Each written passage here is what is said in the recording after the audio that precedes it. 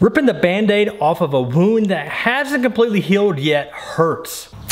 Ah! Ripping duct tape off of your unshaven face also hurts. Oh, wow. Ow, hurts. But do you know what hurts even more? Getting ripped off. There's nothing worse than getting ripped off, losing your money to something that you should have never bought in the first place because someone missold it, misrepresented, just wanted to earn a commission. They want to earn some money for selling you this thing. And let me tell you, as a financial advisor for over 15 years, I've seen so many people that have bought investments that they shouldn't have. They didn't really understand it. The advisor was just a shady you-know-what and sold them something that they didn't need. Oh, hell no! Now, thankfully, you're watching this video and I want to prevent you from being ripped off. So I want to highlight what are the 5 biggest rip-off investments to avoid. And I'm going to share with you what these investments are. I'm going to give you some specific examples because I don't want you to lose your hard-earned money. So what are these 5 biggest rip-off investments to avoid? Let's find out right now.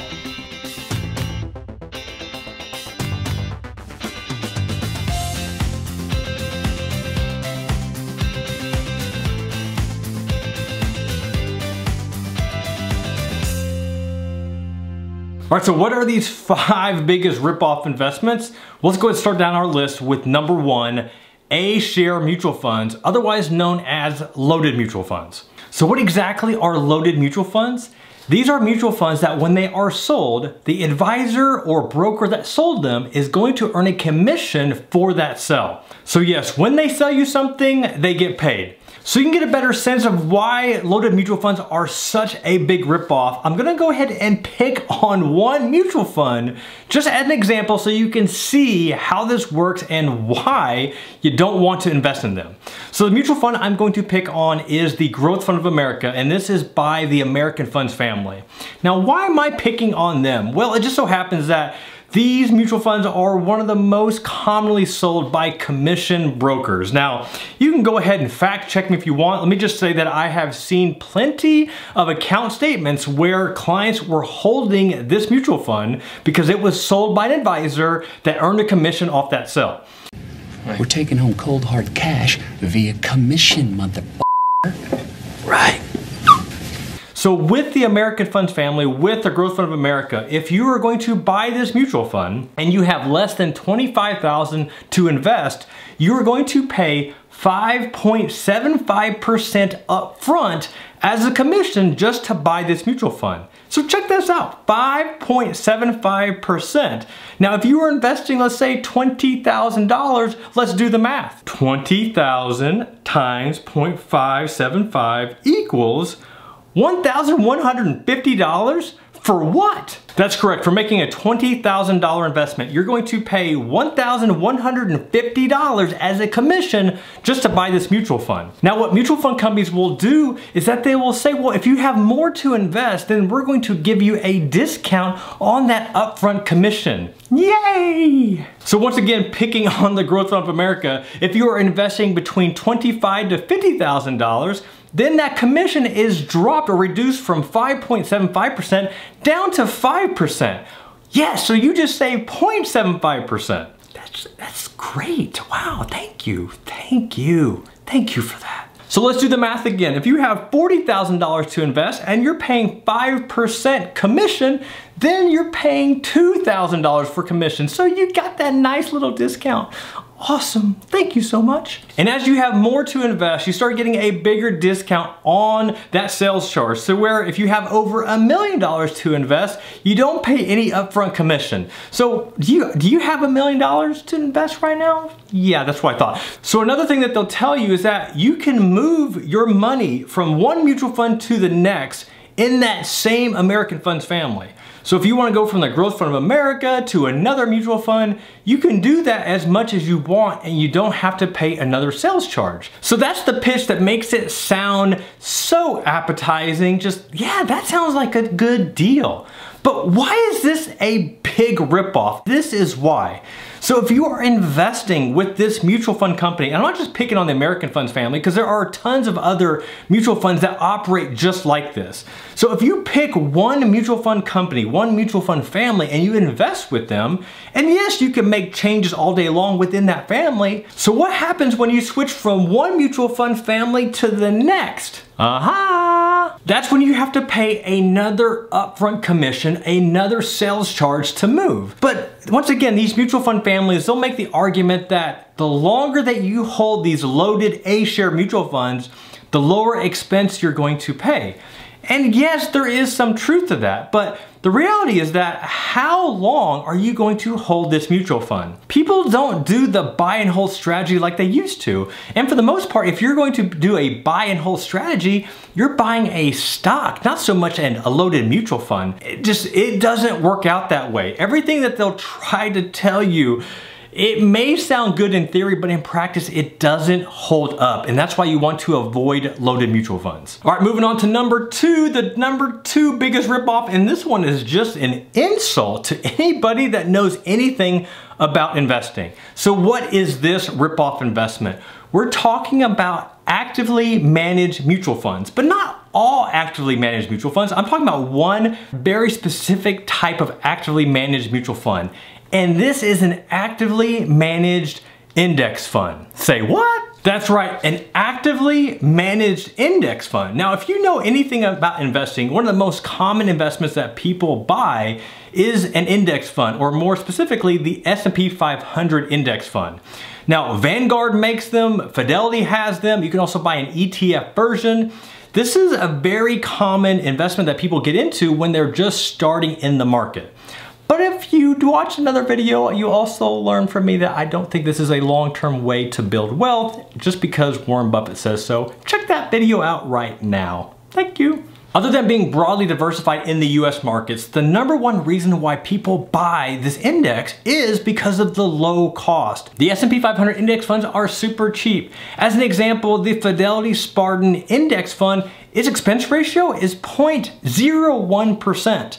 Typically, you're going to see expense ratios in the 0.01 on up to 0.09%. So we're talking next to nothing to have a broadly diversified investment. But for whatever reason, there are mutual fund companies that offer an actively managed index fund that just increases that expense ratio, increases those costs for no reason.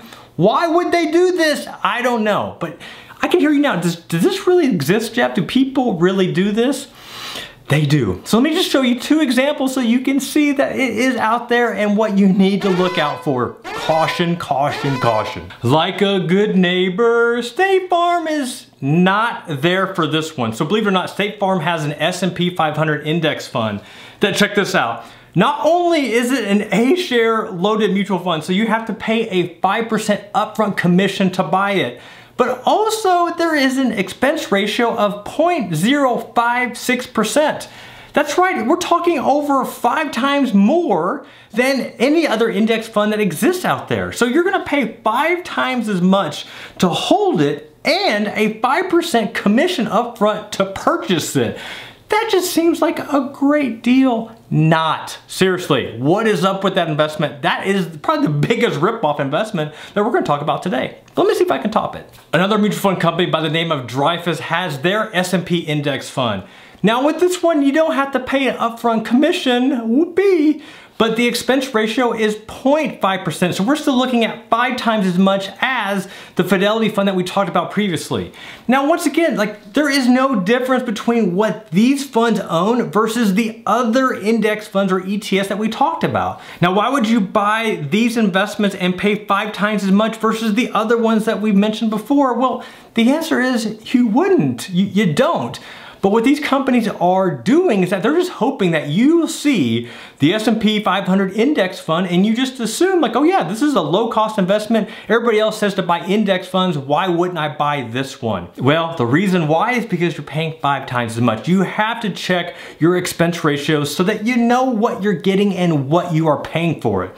So these two are just examples that I found pretty quickly. I know that I've seen dozens of more. So please be careful and don't get ripped off by buying an actively managed index fund. On to number 3, what is the third biggest ripoff investment that you need to avoid? These are called non-traded REITs, non-traded real estate investment trusts.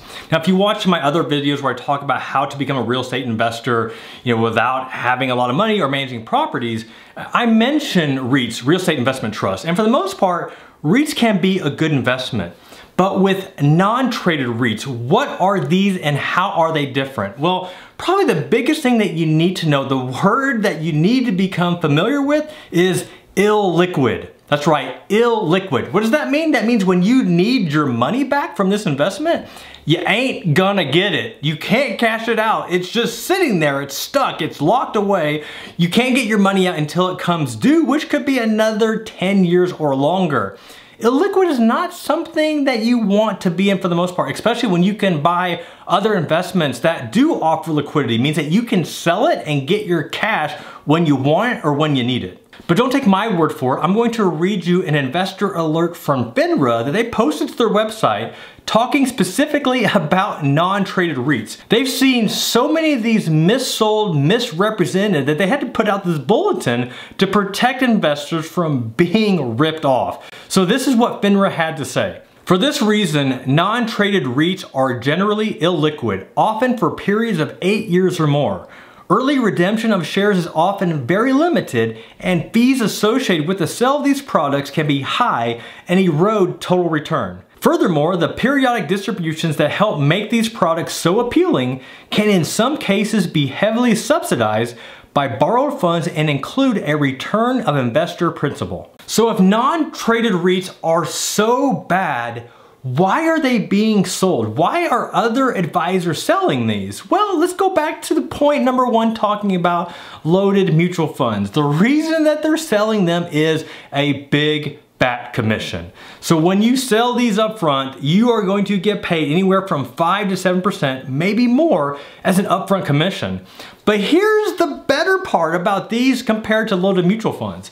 At least with A-share or loaded mutual funds, the investor, the client, the person buying these mutual funds, they see that cost taken out. So you can actually see that commission that is not being invested. But with non-traded REITs, if you buy these, if you're sold one of these and you purchase them, you don't see the commission that is paid to the advisor. It's all kind of hidden and wrapped in. And what you also don't see are the other costs associated with these non-traded REITs. You end up paying so much for these that it boggles my mind that you can actually make any return. And let me tell you, I've seen some cases, one in particular, where a client bought a non-traded REIT from another advisor. They bought this right before the housing crisis back in 2008, and they put in a lot of money in this REIT. Now, when the client got a little scary, they wanted to cash it out, they found out that, it's illiquid, they couldn't do it. And to make matters worse, the dividend, which was the main thing that was marketed to the client, like, oh, you buy this REIT, you're gonna get a 7% dividend. Well, they were hurting so bad, this REIT that they bought, that they suspended the dividend. They weren't getting paid the dividend. So now they had all this money tied up into this non-traded REIT that they couldn't cash out, they weren't making any dividends on it, and they were just stuck. But guess what? Guess who wasn't stuck? The financial advisor that sold it, because they got the commission already. They already got paid, so what did they care? So please, please, please do not buy a non-traded REIT. I don't care how good it sounds. I don't care how high the dividend is or what market that you're getting into and what opportunities lie ahead. The only thing that lies ahead is that financial advisor getting paid a commission if you are a sucker and buy it.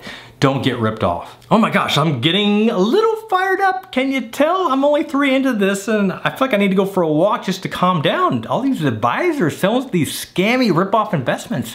Whew, don't be one of these. Don't be one of these people, don't. Number 4, and I'm just gonna go ahead and take a breath on this one. Whew, this kind of applies to number 4 and number 5. So what is number 4? Number 4, whole life insurance. Whole life insurance. Now, let me go ahead and say this. Is whole life insurance 100% bad? No, it's not. But for the most part, every situation that I have seen, whole life insurance suggested, sold, recommended to a client It made absolutely no sense whatsoever. That's right, I have not seen one instance where somebody actually bought a whole life insurance policy where when I looked at it, I thought, man, you made a good buy. Never happened, not once, not yet. Still waiting for that opportunity to come. So why is this? Why are so many people buying whole life insurance when they shouldn't? There's this commonality of the C word. It's commissions, baby, commissions. The advisor gets paid. But what I don't get is that I've seen so many times where whole life insurance was recommended when the individual, the person, the client, the investor, they weren't putting enough in their 401k. They haven't even opened a Roth IRA yet, but yet whole life insurance was recommended as the first place to go. Like that's where you need to start investing, is a whole life policy. Okay, I need to calm down. I'm gonna get fired up again. I'm gonna get fired up. Shh. But stats don't lie. In fact, the American Council of Life Insurance estimates that 63.7% of all policies purchased in the US are whole life insurance. Whole life? Like, why are we selling people whole life? Buy a term policy, it's so much cheaper. Now, I'm an open-minded individual, so I will listen to arguments about why this investment might make sense or why this strategy could be a really good strategy for a certain person. So I wanted to see for myself, like, does whole life really make sense? So what I ended up doing was I ended up price shopping a whole life policy compared to a term policy. So we were looking at a $250,000 policy on a 30-year-old male in good health. So with a term policy to get $250,000 of life insurance, it was $21 per month. That's cheap, right? So with a whole life policy to get the exact same amount, that $250,000 of coverage, now we're looking at $286 to have that whole life policy. So just think about that. You're 30 years old, you're making decent money, you want to make more, you want to start investing for the future.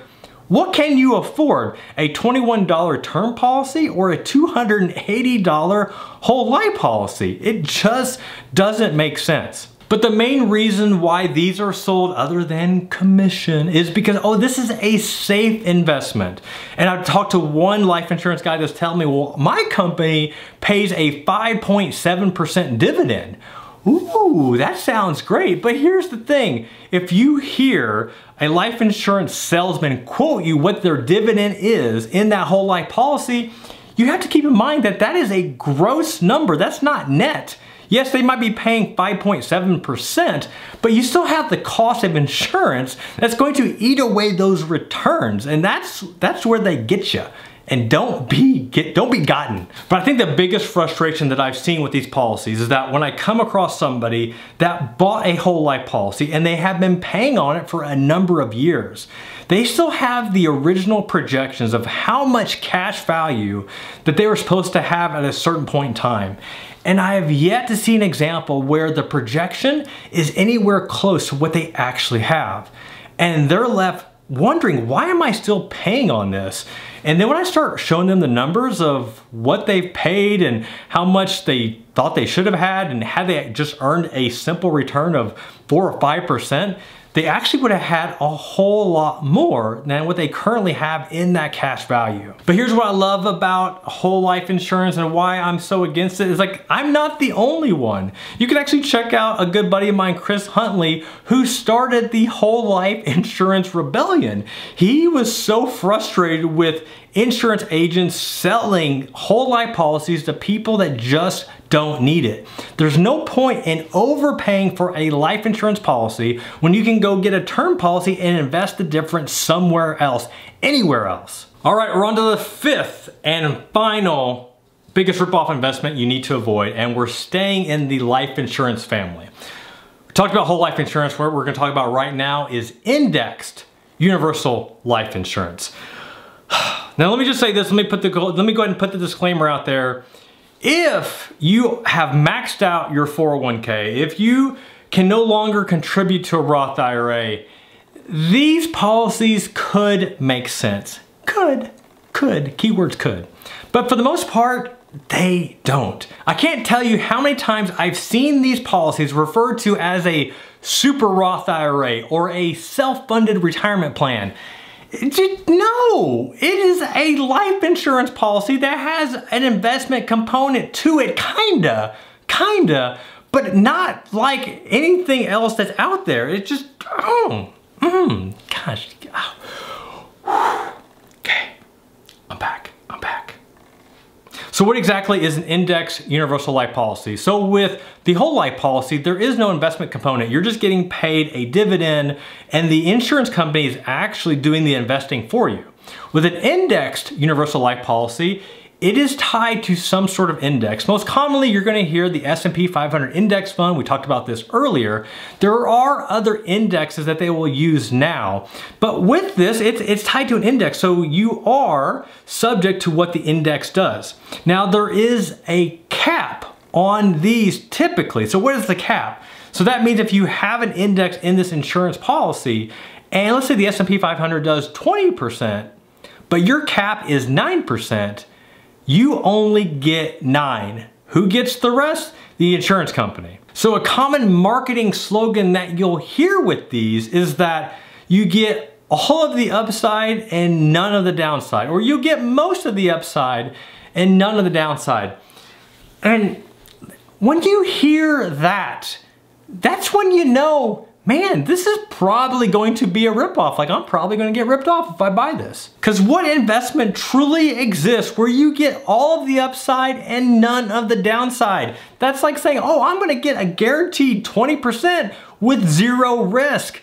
That's when you run away, run. Similar to whole life insurance is that what's going to eat away is the cost of these. Remember, this is still life insurance, so you have to get coverage. You have to pay for coverage to have it, and you have to continue to pay it if you still want it to exist, still be there for you later on. But the one thing that I cannot stand about these policies is that when an advisor will tell me with a straight face that you should consider an IUL, an Index Universal Life Policy, before you've opened a Roth or before you maxed out your 401k.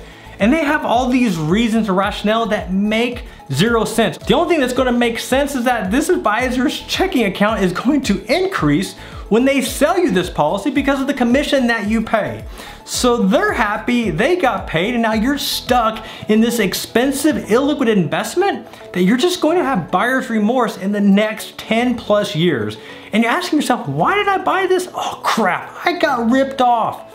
Don't be that person. You can make a lot of money if you choose to invest wisely. There are so many investment scams out there, so many big ripoffs that you can avoid. These are 5 that I want to highlight today just because that I have seen this in practice. I've seen people buy these and one, either have no idea why they bought it or didn't realize like how much they were paying, or that they were stuck in this investment that made no sense for whatever financial goal they thought that they were trying to accomplish.